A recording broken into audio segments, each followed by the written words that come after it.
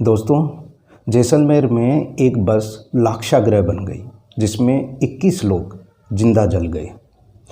उन सभी लोगों के लिए ईश्वर से, परमात्मा से प्रार्थना करता हूँ कि उन्हें अपने श्री चरणों में स्थान दे और उनके परिवार को इस दुख को सहन करने की शक्ति दे।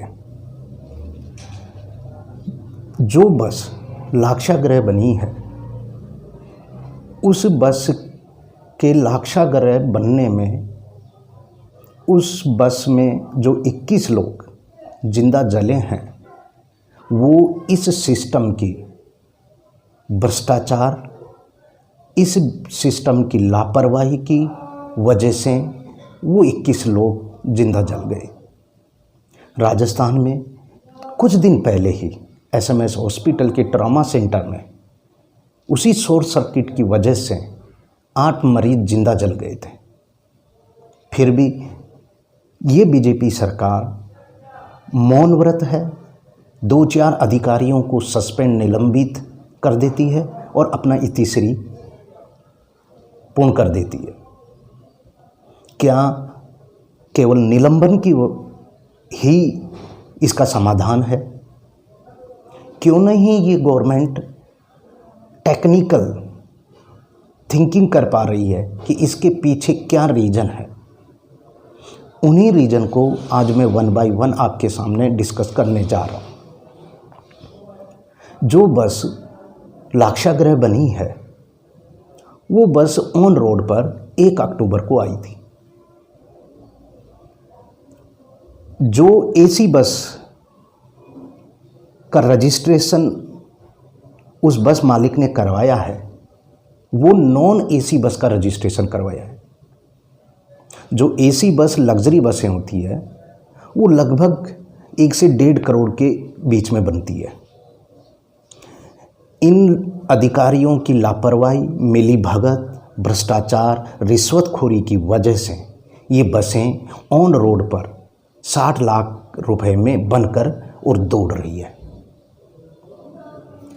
जिन बसों का, एक स्लीपर या एसी बसों का जो नियम है, उन नियमों का उल्लंघन कर और केवल मुनाफाखोरी के लिए और इन अधिकारियों की रिश्वतखोरी की वजह से आम जनता राजस्थान में जिंदगी जल रही है।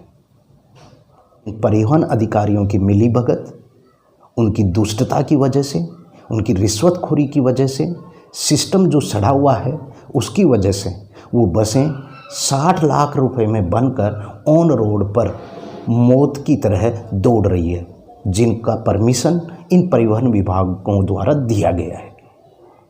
दूसरा कारण कि जो बस का रजिस्ट्रेशन परिवहन विभाग द्वारा किया गया है, वो नॉन एसी का रजिस्ट्रेशन किया गया, लेकिन उसमें एसी मॉडिफाई किया गया।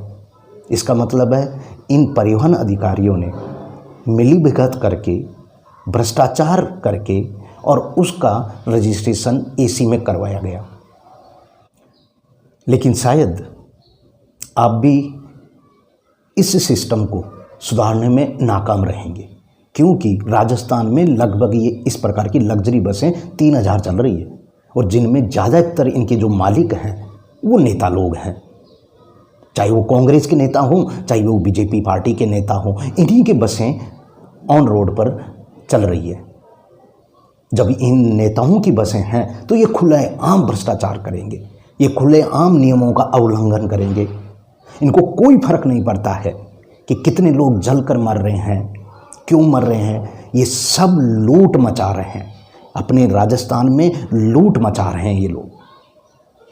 मैं तो इसकी पूरी जिम्मेदारी खुद मुख्यमंत्री को भी देता हूँ।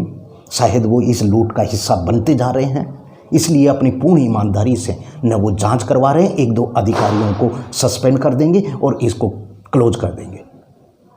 अरे उन परिवारों को देखिए, जिन परिवारों का पूरा परिवार खत्म हो गया है, जलकर ख़त्म हो गया है। आप कल्पना करके देखिए कि कोई लोग अगर जलती हुई बस में अगर रह रहे हैं और पूरा परिवार उनके सामने जल रहा है, वो विवश हो रहा है, वो कैसे अपने बच्चों को, पत्नी को बचा नहीं पा रहा है, उसकी व्यवस्था को देखिए आप। और ये नेता लोग 1-2 दिन श्रद्धांजलि सभा में जाएंगे, संवेदना प्रकट करेंगे और ये रिपोर्ट क्लोज हो जाएगी। जैसे SMS हॉस्पिटल में क्या हुआ, जब ट्रॉमा सेंटर में शॉर्ट सर्किट की वजह से आग लगी, 8 मरीज जिंदा जल गए हैं, 1-2 अधिकारियों को सस्पेंड किया, बाकी का क्लोज रिपोर्ट। इसका मतलब है कि ये लोग चाहते ही नहीं है, इस भ्रष्टाचार में ये खुद लोग इन्वॉल्व हैं। इसलिए मैं जनता से अपील कर रहा हूं कि कृपया आप समझिए, इनके नैतिकता को समझिए। इनमें नैतिकता का गुण बिल्कुल भी नहीं है, 0% है नैतिकता। न इनमें ईमानदारी है, न ये चाहते हैं कि इस सिस्टम को सुधारे। ये बिल्कुल नहीं चाहते हैं, क्योंकि ये इस भ्रष्टाचार का हिस्सा है और पूरी जनता को सिर्फ और सिर्फ ये मूर्ख बनाते हैं। धन्यवाद।